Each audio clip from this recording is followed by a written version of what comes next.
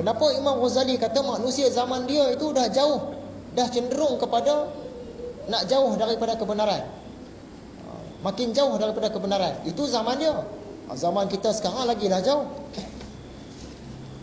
Apa itu Fata Morgana? Kita dah cerita maksud dia, asal perkataan dia, cerita ahli sihir yang bernama Fata Morgana, kita dah sentuh. Kenapa dikatakan manusia zaman sekarang ni dia puas kalau dapat kulit ilmu? Isi ilmu tak dapat, kulit ilmu jadilah. Dah puas hati dah. Dia puas hati sebab dia ada matlamat keduniaan. Dia belajar ilmu walaupun ilmu agama, tujuan dia untuk kerja. Dah dapat kerja, dah dia tak payah nak korek dah isi ilmu itu. Dapat gaji cukup.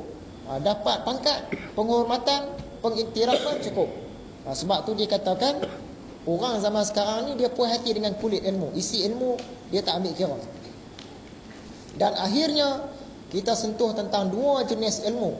Imam Al-Ghazali bagi tahu ada dua jenis ilmu yang membawa kita menuju ke akhirat. Yang pertama nama dia ilmu mukasyafah, yang kedua nama dia ilmu muamalah. Kita dah bagi tahu pembahagian dia. Jadi dalam kitab Ihya ini secara keseluruhannya dia banyak sentuh tentang ilmu muamalah.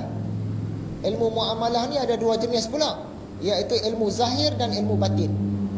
Ilmu zahir ni apa yang anggota badan kita kena buat dalam perjalanan menuju ke akhirat. Ibadah-ibadah seharian lah contohnya. Ilmu batin pula dari segi hati kita. Macam mana cara nak bersihkan hati, nak berus hati, nak kiwi hati, nak kelorok hati supaya dia jernih berkilat. Jadi dua jenis, ilmu zahir, ilmu batin. Begitulah sepintas lalu perkongsian kita dalam kuliah yang lalu. Jadi hari ini kita sambung.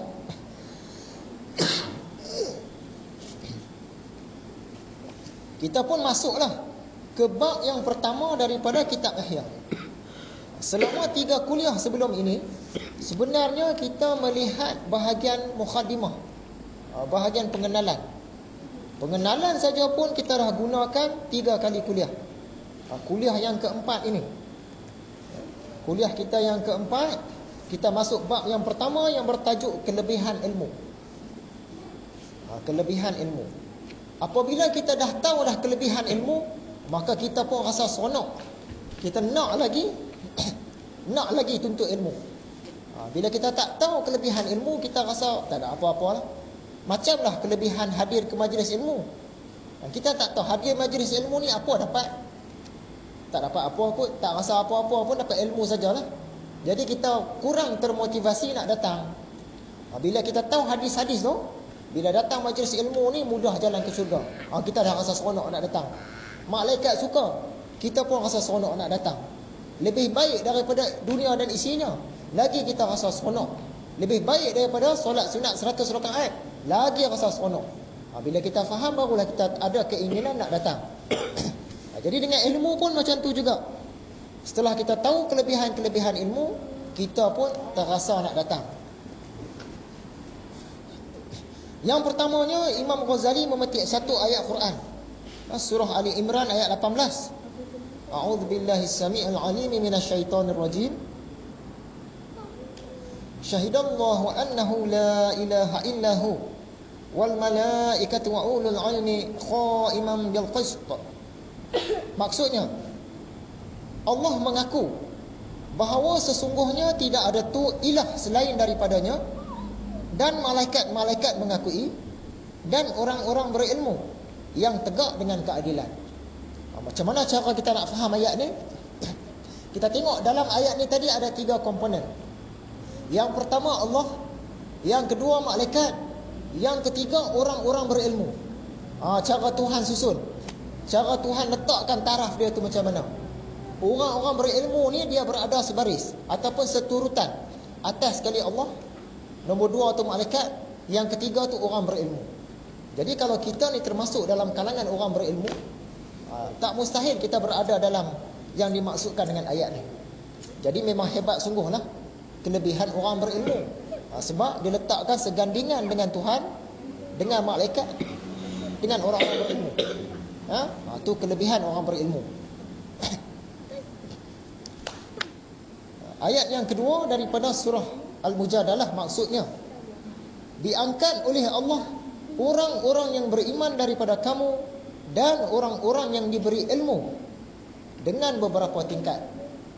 Jadi orang-orang yang ada ilmu ni Allah angkat beberapa darjat. Darjat dia macam mana kita tak nampak lah, ya? Untuk menguatkan ayat Quran yang Imam Ghazali petik ni, dia petik pula kata satu orang ulama besar zaman dulu, iaitu Ibnu Abbas. Apa kata Ibnu Abbas? Kata Ibnu Abbas, untuk ulama ada beberapa tingkat di atas orang-orang mukmin. Orang beriman tu dah tingkat tinggi dah.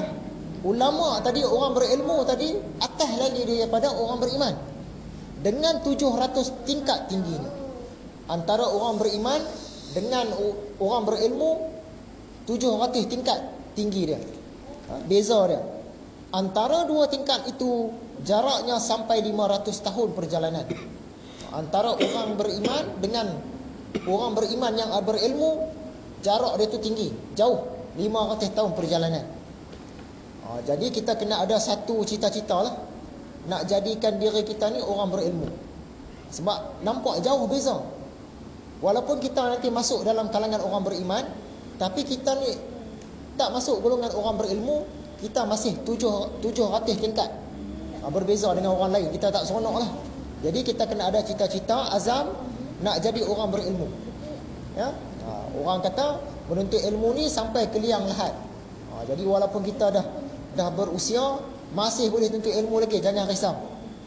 Seandainya kita tak berjaya, aku ni tak berapa pandai ni, tak berapa cekap tangkap ilmu ni, kita niatkan, cita-citakan supaya anak kita pula jadi orang berilmu. Sebab apa? Kita tahu dah tadi, dia punya beza tu jauh, 500 tahun perjalanan beza antara orang beriman dengan orang berilmu. Jadi kita nak anak-anak kita pula jadi orang berilmu. Tak berjaya anak-anak kita, target cucu aku pula mesti nak jadi orang berilmu juga. Sebab kita dah tahu beza dia, jauh beza.